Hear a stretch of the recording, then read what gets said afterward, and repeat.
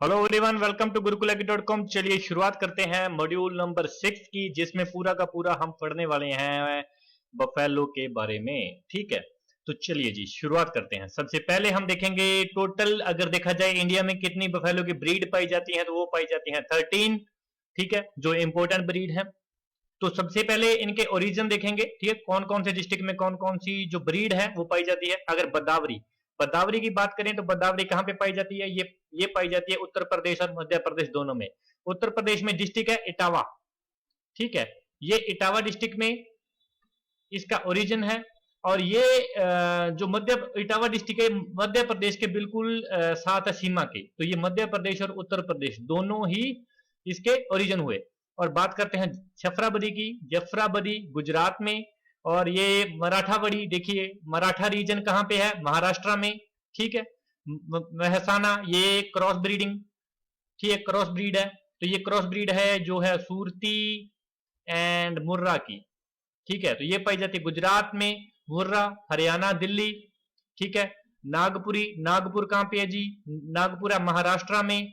नीली रावी, रावी एक रिवर है पंजाब में। ठीक है, तो नीली रावी पंजाब। ओके, तो ये आ गई पंडारपुरी। पंडारपुरी, पंडारपुर एक सिटी है महाराष्ट्र की, सोलापुर डिस्ट्रिक्ट में। तो ये पाई जाती है महाराष्ट्र। और सूरती, सूरत, सूरत कहां पे है, गुजरात। ठीक है, तो ये गुजरात। टोडा, टोडा एक कम्युनिटी के पीपल होते हैं। टोडा एक लैंग्वेज भी होती है। ये जो है एक कम्युनिटी होती है एक। और ये तमिलनाडु में कम्युनिटी पाई जाती है नीलगिरी की हिल के पास। ठीक है, तो टी फोर टोडा और टी फोर तमिलनाडु। तमिलनाडु में अभी तक एक ही ब्रीड आई है और वो है Toda. T four Toda, T four Tamil Nadu. और बन्नी, ठीक है, बन्नी, बन्नी जो पाई जाती है ये भी गुजरात में। और चिल्का, चिल्का क्या है, चिल्का लेक है, कहां पे है, ओडिशा। ओके, और एक नीचे इसमें रह गई है, इसमें कवर नहीं हो रहा है, एक मिनट होल्ड कीजिए। तो कालाहंडी, कालाहंडी कहाँ है, उड़ीसा में। ठीक है, तो चिल्का का मैं बता दूं, एक जो आईबीपीएस 2018 में चिल्का के ऊपर बॉट का क्वेश्चन पूछा गया था। ठीक है, तो ये भी कवर कर दिया जाएगा आपको फिशरी वाले में। ठीक है, वैसे चिल्का जो है ये इंडिया की लार्जेस्ट कोस्टल लेगून है और वर्ल्ड की सेकंड लार्जेस्ट कोस्टल लेगून। ठीक है, लेगून क्या होती है, लेगून एक प्रकार की शैलो बॉडी होती है जो कि जैसे बड़ा कोई समुंदर है, उससे छोटे छोटे आइसलैंड के थ्रू वो एक छोटी शैलो बॉडी बन जाती है। और ये कोस्टल एरिया की सबसे बड़ी इंडिया की लेगून है चिल्का। ठीक है, ओके, उम्मीद करूंगा ये आपको ब्रीड के नाम कैसे और उसके ओरिजिन कैसे याद रखने हैं आपको पता होगा। बात करते हैं मुर्रा की। तो मुर्रा सब बफेलो में सबसे इंपोर्टेंट ब्रीड है, सबसे इंपोर्टेंट ब्रीड। ठीक है, इसका अगर क्वेश्चन पूछा जाएगा तो इसका आपको कुछ भी नहीं छोड़ना है, मुर्रा का पूरा डेप्थ में पढ़ना है आपको। तो मुर्रा का देखते हैं, चलिए स्पेसिफिकेशन। सबसे पहले मुर्रा का जो मिल्क होता है उसमें फैट पाई जाती है जी 7%। ठीक है, और इसकी एवरेज एवरेज लैक्टेशन यील्ड की बात हो रही है तो वो वेरी करती है 1500 से 2500। देखिए 1000 का डिफरेंस है। और जो एवरेज इसकी मिल्क यील्ड की बात की जाए, ठीक है, पर डे प्रोडक्टिविटी, तो वो है 6.8 केजी पर डे। ठीक है, इसे अप्रोक्सीमेशन 7 भी याद रख सकते हो कि 7 ही इसकी फैट है और 7 ही इसका डेली का प्रोडक्टिविटी एक एवरेज बताया गया है, एवरेज की बात हो रही है। ठीक है, और यहाँ पे हेरिटेबिलिटी की बात की जाए तो हेरिटेबिलिटी क्या होती है कि जैसे मान लीजिए मुर्रा है, मुर्रा की जो पॉपुलेशन है और भी मुर्रा की जो बफेलोज हैं।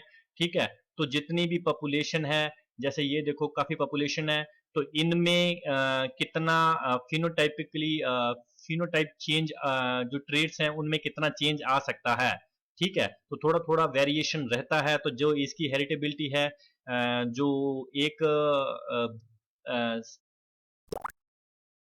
को जो वेरी करती है इसकी टोटल पॉपुलेशन में। ठीक है, वो है 0.02 से 0.03। ठीक है जी, और बात करते हैं फर्स्ट कैलविंग एज की। तो ये एक कंडीशन के ऊपर वेरी करती है। अगर तो विलेज की बात आ रही है जो कि 18 में आया था, ठीक है, उसका आंसर था 45 से 50। और ऑप्शन में 36 और 40 भी पड़ा था। ठीक है, लेकिन जो 36 और 40 है ये गुड मैनेजमेंट के अंदर है। अगर अच्छी उसकी मैनेजमेंट हो रही है तो उसकी जो फर्स्ट कैलविंग एज है वो हो जाएगी 36 से 40।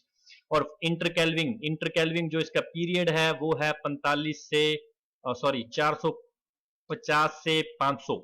इसको याद करने का देखिए तरीका कितना, यहाँ पे एक ट्रिक लग रही है, और वो ट्रिक ये है कि इसकी फर्स्ट कैलविंग एज अगर विलेज में देखा जाए वो है 45 से 50, ठीक है, और इसमें अगर जीरो लगा दिया जाए और इसमें अगर जीरो लगा दिया जाए तो ये आ जाएगी जी इसकी इंटरकैलविंग पीरियड की वैल्यू, ठीक है। तो अगर आपके ये याद है और इसके आप जीरो लगा रहे हो तो मुर्रा की इंटरकैलविंग आपको याद आ जाएगी, और इसका 36 से 40 अगर गुड मैनेजमेंट में है तो ओके। और इसका हाईएस्ट जो इसकी यील्ड मिली है इंडिविजुअल की, ठीक है, वो है 19 KG point 19.1 KG okay per day. इसे दिल्ली बोला जाता है, कुंडी कुंडी इसके जो हॉर्न होते हैं ये देखिए, ठीक है, ये बड़े टाइट होते हैं, ठीक है, और क्लोज्ड होते हैं, इसलिए ये एक लाइक लॉक टाइप होते हैं, ठीक है, तो इसे बोलते हैं कुंडी ओके। और ये काली मतलब ये ब्लैक जेट, इसके जो कलर देखिए इसका बिल्कुल ब्लैक जेट जेट ब्लैक होता है, तो इसको बोलते हैं काली ओके। और बाकी इसके और देखते हैं कैरेक्टर क्या क्या होते हैं। जेट ब्लैक के बारे में हमने बात कर ही ली है, और इसकी कुंडी जो इसके हॉर्न है उसके बारे में बात कर ही ली है, ठीक है, टाइटली कर्व्ड हॉर्न होते हैं, ठीक है, ये इसका इंपोर्टेंट कैरेक्टर है। और बाकी इसकी जो इसकी पूरी मैसिव लार्ज होती है, इसका जो नेक है हेड है वो लंबा लार्ज होता है दूसरे ब्रीड की तुलना में ओके। तो ये हुई जी हमारी मुर्रा। आगे आती है नीली रावी। नीली रावी इसमें ये होता है कि हल्का सा इसमें ब्लू सा कलर आता है, ये देखिए थोड़ा सा हल्का इसमें ब्लू कलर आता है, और इसका ओरिजिन है पंजाब। और इसके जो पैर हैं ये मतलब ये देखिए इसमें थोड़ा वाइट एरिया होता है। इसका जो हेड है ये देखिए ये भी वाइट रहेगा, ठीक है। तो ये इसके करेक्टर हैं। तो इसकी मिल्क यील्ड की बात करी जाए तो इसकी मिल्क यील्ड है 1950 केजी पर लैक्टेशन, ठीक है। तो इसकी इंटरकैलविंग जो पीरियड है वो मुर्रा की, देखिए मुर्रा की क्या हो रहा था, 450 से लेके 500 पे खत्म हो रहा था ना, 500 पे खत्म हो रहा था, इसका 500 से शुरू हो रहा है। मतलब मुर्रा के बाद बात करें नीली रावी की तो नीली रावी का 500 से शुरू हो रहा है और ये 550 जा रहा है, ठीक है। 50 डे उसमें डिफरेंस था, 50 ही डे इसमें डिफरेंस है, ठीक है। फर्स्ट कैलविंग एज उसकी 45 से 50 थी और इसका भी 45.3 मंथ जो है इसका फर्स्ट कैलविंग एज है ओके। बाकी इसका मैंने आपको बता ही दिया ओके। बात करते हैं बदावरी की। बदावरी का जो कलर है देखिए कॉपर कलर, इसका देखो कॉपर का कलर है, ब्राउन सा कलर है, ठीक है, जैसे कॉपर कलर है इसका। और ये इटावा मैं पहले बता चुका हूँ, इसे इटावा बोलते हैं क्योंकि इटावा एक हमारे उत्तर प्रदेश का डिस्ट्रिक्ट है, ठीक है, वहां पे ज्यादा पाई जाती है। और फर्स्ट कैलविंग जो इसकी एज है वो है 50 मंथ, ठीक है। और जो इसका एवरेज मिल्क यील्ड है वो बहुत कम होती है, दूसरों के कंपेरेटिव देखा जाए तो 800 से 1000 जो कि काफी कम है। लेकिन ड्राउट एनिमल मतलब ड्यूल पर्पज में ये एक अच्छा, इसका जो बुल होता है वो ड्राउट पर्पज में अच्छा रिजल्ट देता है, ड्यूल पर्पज। और इसमें जो सबसे अच्छी बात होती है, अगर क्वेश्चन अगर आपको ऐसा बनाया जाए कि ऐसा कौन सा ब्रीड है जो एफिशिएंट कन्वर्टर होता है एक कोर्स फीड का इनटू बटर फैट में, कि जो कोर्स फीड है उसको बटर फैट बनाने में सबसे एफिशिएंट कन्वर्टर का कन्वर्टर होता है, तो वो कौन सा आएगा, वो आएगी बदावरी। इसका ये होता है कि वो जितना फीड खाएगी ये सबसे ज्यादा जो फैट है वो बनाएगी, बटर फैट। मिल्क में वैल्यू फैट की ही होती है ओके। तो इसकी जो हाईएस्ट हाई ये जानी जाती है हाई बटर फैट कंटेंट के लिए। तो इसके जो मिल्क में जो हाईएस्ट फैट होती है वो लगभग 13% तक हो सकती है ओके। बात आती है जफराबदी की। ओरिजिन कौन सा है जी, गुजरात, ठीक है। ड्रूपिंग हॉर्न है, ये देखिए इस टाइप से इसके हॉर्न होते हैं, ये इसका करेक्टर है। और इसकी जो एवरेज मिल्क यील्ड है ये यहाँ पे आपको 1000 करना पड़ेगा ओके। 1000 से 1200 लगभग उतनी ही है, उसकी 800 से कितनी थी, 800 से 1000 थी, इसकी 1000 से 1200 है, थोड़ी सी बस 200 लीटर ज्यादा है, ठीक है। और बात करते हैं सूरती की, ये काफी इंपोर्टेंट ब्रीड है, ठीक है। और ये जो ब्रीड है इसकी जो मिल्क यील्ड है वो 900 से 1300 केजी, मतलब जो अभी तक हमने लास्ट 3 वाली ब्रीड करी है तीनों की जो मिल्क यील्ड है वो लगभग अप्रोक्सीमेशन 1000 केजी ही आई है, किसी का 1000 केजी पे खत्म हुई है, कोई 1000 से शुरू हुई है। तो ये भी 900 से 1300 केजी इसकी मिल्क यील्ड आई है, ठीक है। और इसका एक ये देखिए फर्स्ट जो कैलविंग एज है वो है 40 से 50 मंथ, और वही इंटर कैलविंग अगर पीरियड की बात करें तो 400 से 500 है, यानी कि इसके मगर आप जीरो लगाओगे तो वो ही ट्रिक यहाँ पे भी लग रही है कि वो ही इसकी इंटर कैलविंग जो पीरियड की वैल्यू है वो हमें याद करने में आसानी हो जाएगी। जो हेरिटेबिलिटी है वो सेम मुर्रा जितनी ही है, ठीक है, जो इसमें जो फिनोटाइपिक चेंज हो सकते हैं, ठीक है, और इसका वही, इसमें जो फैट है वो भी काफी अमाउंट में ज्यादा होती है।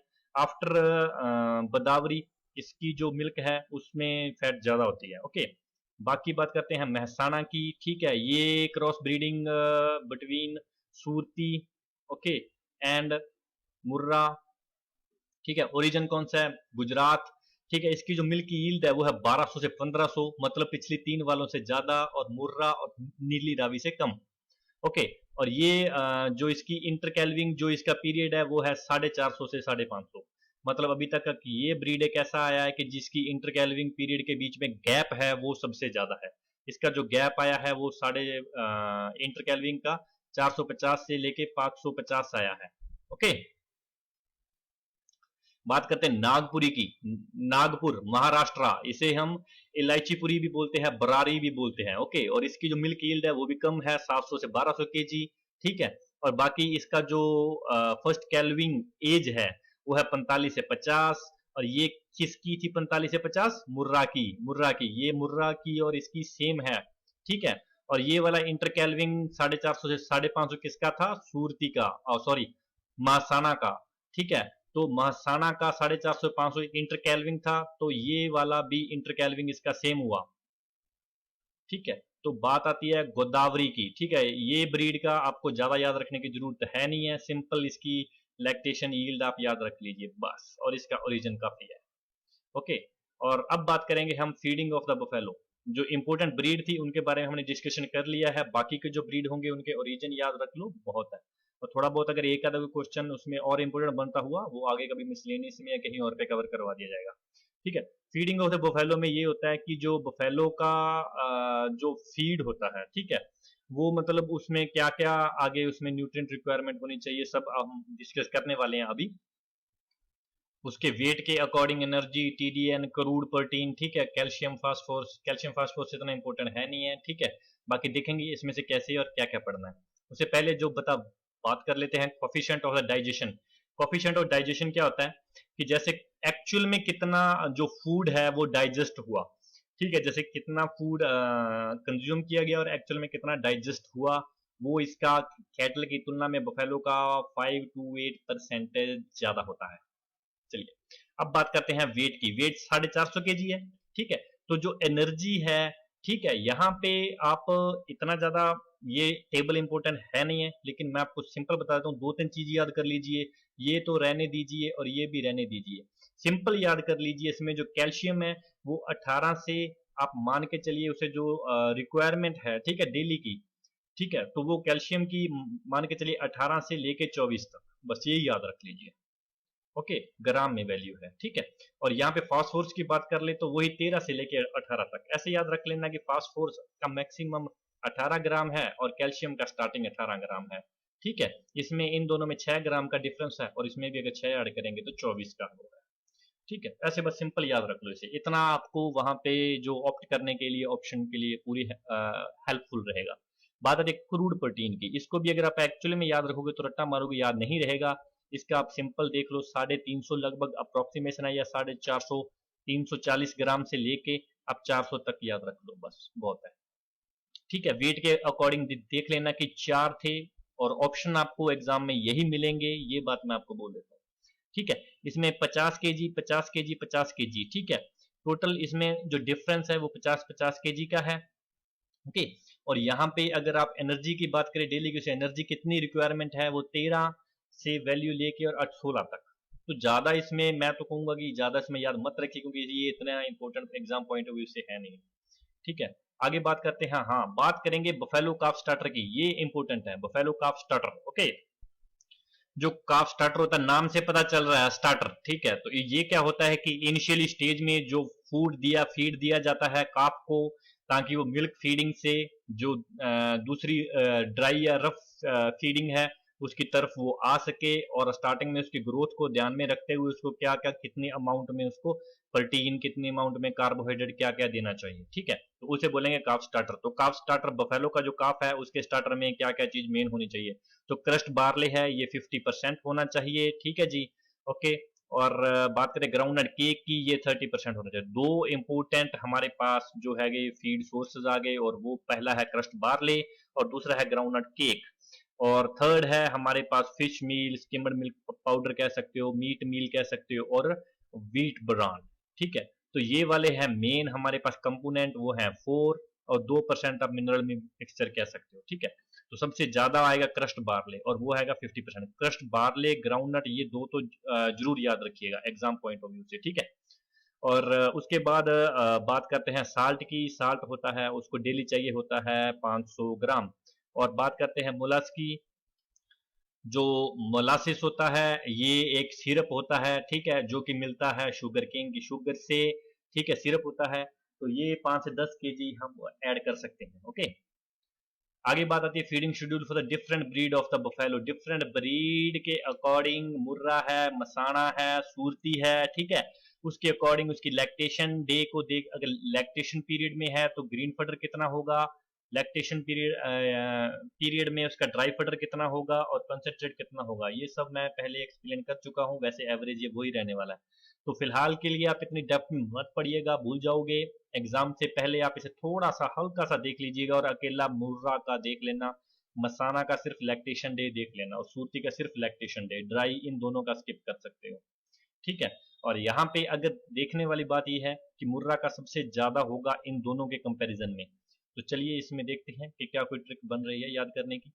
तो यहाँ पे अगर लैक्टेज, सबसे पहले मुर्रा का जो मिल्क कंसीडर किया गया है पर डे, वो किया गया है 7 से 8 लीटर पर डे। ओके, मसाना का उससे कम 6 से 7, और सूरती का उससे कम 5 से 6, एक एक लीटर का यहाँ पे कम होता है। ठीक है, और अगर एक एक लीटर कम हो रहा है तो यहाँ पे कुछ ना कुछ वैल्यू और भी कम हो रही होगी, ध्यान में रखिएगा। ठीक है, तो यहाँ पे देखते हैं ग्रीन फटर। ग्रीन फटर हो रहा है यहाँ से 25 से 30। ओके, तो मसाना में कितना हो रहा है, मसाना में हो रहा है 15 से 20। ओके, और यहाँ पे सूरती में कितना हो रहा है, 10 से 15। ठीक है, तो देखिए यहाँ पे इन दोनों में डिफरेंस काफी है। ठीक है, यहाँ पे आया है 10 केजी ग्रीन फटर का कम लैक्टेशन डे में, यहाँ पे 5 केजी का, मतलब 5 से 10 केजी कम होगा। ड्राई फटर इनका सबका ही सेम है, कुछ भी नहीं है।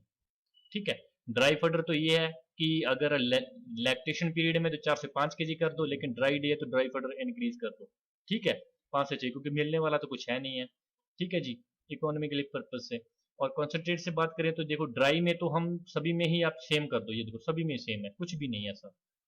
और यहाँ पे देखो कि अगर 1-1 केजी कम हो रहा है तो मेरे ख्याल से यहाँ पे 0.5 केजी कम हो रहा है। ठीक है, यहाँ देखिए 3.5 से 4 है, ये 3 से 3.5 है, और ये 2.5 से 3 है। तो ये वाले कॉलम को तो वैसे भी याद रखा जा सकता है, ये वाला भी याद हो गया, इसमें भी कुछ नहीं था, इसमें भी कुछ नहीं था। अब बात आती है ग्रीन फडर की। तो ग्रीन फडर आप सिर्फ मुर्रा का ये वाला याद कर लो, और मसाना का ये वाला याद कर लो, और सूरती का ये, और मुर्रा का ड्राई वाला भी कर लो, चलो बहुत है। बाकी ये दोनों छोड़ दो बस, आपका ये वाला टेबल मेरे ख्याल से हो चुका है। ओके, आगे बात करते हैं nutrient requirement of the working bullock. Okay, जो बुल होते हैं जब वो वर्क करेगा, normal heavy. Okay, total digestible crude protein, total digestible nutrient. Okay, ये दोनों क्या टर्म होती हैं पिछले एक वीडियो में एक्सप्लेन कर चुका हूँ।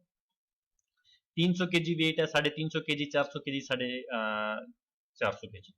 ठीक है, तो वर्क की बात आती है, और वर्क के अकॉर्डिंग केजी में कितना उसमें क्रूड प्रोटीन होना चाहिए, कितना टोटल डाइजेस्टिबल न्यूट्रिएंट होना चाहिए। ठीक है, तो यहाँ पे सबसे पहले बात करेंगे नॉर्मल वर्क की। ठीक है, तो नॉर्मल वर्क की टोटल, ये वाले कॉलम की एक ट्रिक बता देता हूं। ठीक है, इसमें देखिए 300 केजी है, तो नॉर्मल वर्क 4R माना गया है। डाइजेस्टिबल न्यूट्रिएंट की बात हो रही है। देखिए 300 केजी, तो वैल्यू का आप ये वाला भूल जाइए, ये आएगा 3, ये तो माइनस का इशू है। ठीक है, अप्रोक्सीमेशन अराउंड ऑफ मान लीजिए। 350 केजी, तो ये देखिए 3.5, ये 6 को फिर आप भूल जाइए। ठीक है, अब 400 केजी, तो ये आया 4। ओके, 450 केजी, ये आया 4.5। अब अप्रोक्सीमेशन अराउंड फिगर आप देख सकते हो ना। ठीक है, ये हो गया। अब ये वाला हैवी वर्क वाला कैसे याद करें, ये वाला तो हो गया, हैवी वर्क वाला कैसे याद करें। वैसे तो ये छोड़ सकते हो आप। ठीक है, सिंपल याद कर सकते हो, 300 केजी का कर लो बहुत है, बाकी का आप देख लेना। लेकिन कोई वॉलंटियर याद करना चाहते तो मैं ट्रिक बता रहा हूं। तो हैवी वाला नॉर्मल से कैसे याद करोगे, इसमें करना कुछ नहीं है। हमें क्या करना है, इसमें लगभग एक ऐड कर दो, अप्रोक्सीमेशन बात हो रही है, अप्रोक्सीमेशन। तो इसमें कितना ऐड करेंगे, कितना आएगा 5.40 और ये 5.7, अप्रोक्सीमेशन, ठीक है। और ये एग्जाम में अगर इतना डेप्थ में क्वेश्चन पूछा जाएगा तो उसकी जो दूसरी वैल्यूज होगी वो बहुत ऑप्शन में बहुत इजी कर देगा। अगर क्वेश्चन डेप्थ में है तो ऑप्शन इजी आएगा, अगर क्वेश्चन इजी है तो ऑप्शन टफ आएंगे। ओके, तो यहाँ पे अगर 4 है तो वहां +1, 3.5 है तो +1, ये देखिए 3 है तो यहाँ लगभग, वैसे तो 0.80 हो रहा है ये, लेकिन आप 1 मान सकते हो अप्रोक्सीमेशन का, तो याद रखने के लिए। तो ये वाला तो ऐसे ही हो गया। ओके, अब बात करते हैं इनमें ऐसा क्या करें कि जो याद हो जाए, ठीक है। अब इसमें यही होता है कि अगर ये वालों में केजी में अगर सिमेट्री बन रही है 50-50 केजी की, तो यहाँ भी बनेगी, है ना। तो यहाँ पे 50 केजी की सिमेट्री बन रही है और उसका हाफ करें तो 25, तो यहाँ पे 0.25 की सिमेट्री अप्रोक्सीमेशन बनेगी, है ना। अगर इसमें 0.25 ऐड करेंगे तो ये लगभग, अगर वैसे तो 27 करने से आ रहा है, ठीक है, 27 का डबल 54, ठीक है, लेकिन 0.25 ऐड करो आप अप्रोक्सीमेशन, ठीक है, तो ये वैल्यू वैल्यू आ गई। अब इसमें अगर हम 0.25, वैसे तो 29 करने से आ रहा है, तो ये कितनी आएगी, 27, ये इतना आ गया। इसमें 25 ऐड करेंगे तो ये इतना आ गया। तो इस प्रकार से इस वाले डाटा को आप ऐसे एग्जाम से पहले इसे देख सकते हो। अभी के लिए आप ये देख सकते हो कि हाँ मेरे पास ट्रिक है, वैसे इतना डेप्थ में जाने की जरूरत है नहीं है। ओके, अब बात करते हैं मैक्रो एंड मैक्रो एलिमेंट्स की, पीपीएम में है, ठीक है, पार्ट्स पर मिलियन। ओके, इन बफेलो मिल्क में कौन सा मिल्क कितना मैक्सिमम अमाउंट में बफेलो में पाया तो कितना मिनिमम पाया जा सकता है, ठीक है। तो यहाँ पे सोडियम का बताया, पोटाशियम का, कैल्शियम का, मैग्नीशियम का, ये दोनों हमारे हैं सेकेंडरी न्यूट्रिएंट, ठीक है। आयरन का, फॉस्फोरस का, जिंक का, कॉपर का, ठीक है। और यहाँ पे ये देखिए कि जो मैक्सिमम है, मैक्सिमम इसमें से कौन सा ऐसा न्यूट्रिएंट है सबसे ज्यादा पाया जा सकता है, क्वेश्चन ऐसे बनेगा। ओके, तो ये है हमारा कैल्शियम। मिल्क में ऑब्वियसली बात है हर कोई कैल्शियम लगाएगा, लेकिन यहाँ पे अगर मिनिमम पूछा जाए और मिनिमम में आयरन को ना दिया जाए, वैसे तो आयरन आएगा मिनिमम में, लेकिन अगर आयरन को ना दिया जाए तो कौन सा आएगा, मैग्नीशियम, ठीक है। लेकिन अगर आयरन पड़ा है तो मिनिमम में आयरन आएगा, आयरन के बाद मिनिमम कौन सा है, जिंक। तो ये है मिनिमम वैल्यू और ये है मैक्सिमम वैल्यू, ठीक है। तो मैक्सिमम इतना हो सकता है, ठीक है, 750 पीपीएम, ओके, और मिनिमम हो सकता है 317 पीपीएम। उम्मीद करूंगा ये टेबल समझ में आपके आ गया होगा, ठीक है। आगे आता है फर्दर कंजर्वेशन, तो हे मेकिंग की बात हो रही है सबसे पहले, ठीक है। हे क्या होती है कि जो ग्रीन फडर है उसे सन पूरा ड्राई कर लिया जाता है, और मतलब उसका जो मॉइस्चर है वो होना चाहिए 15% से कम, तो उसे हम कंसीडर करेंगे हे। ओके, तो ये पहले भी बताया जा चुका है कि 50% फ्लावरिंग स्टेज पे अगर कोई फडर है तो उसे हार्वेस्ट कर लेना चाहिए, हे पर्पज के लिए, मतलब अच्छी होती है। ओके, तो यहाँ पे आता है कि डेली का कितना देना चाहिए, 5 kg पर एनिमल, ठीक है। और सिलेज की बात हो रही है, ये काफी इंपॉर्टेंट टॉपिक है, हमारा लास्ट टॉपिक है ये वाले वीडियो का, सिलेज की बात हो रही है। तो बेसिकली सिलेज होता क्या है, सिलेज होता है हमारा पिकल, जैसे हम घर वगैरह में अचार डालते हैं, ठीक है, पिकल बनाते हैं, उसी प्रकार से ग्रीन फडर का बनता है पिकल। अन सीजन में, जैसे कि सीजन नहीं है जब फडर का, तब सिलेज को आप यूज कर सकते हो, और इससे 15 से 20% तक जो मिल्क की यील्ड है वो भी इंक्रीज हो जाती है, ठीक है। तो सिलेज बनती कैसे है, सिलेज में क्या होता है बेसिकली, जो ग्रीन फडर है इसे छोटे छोटे टुकड़ों में कट कर लिया जाता है चॉप के द्वारा, जैसे यहाँ पे 1 से 2 इंच तक आप इसके जो टुकड़े हैं, ठीक है, वो हो सकते हैं, ठीक है, जो साइज है वो हो सकता है।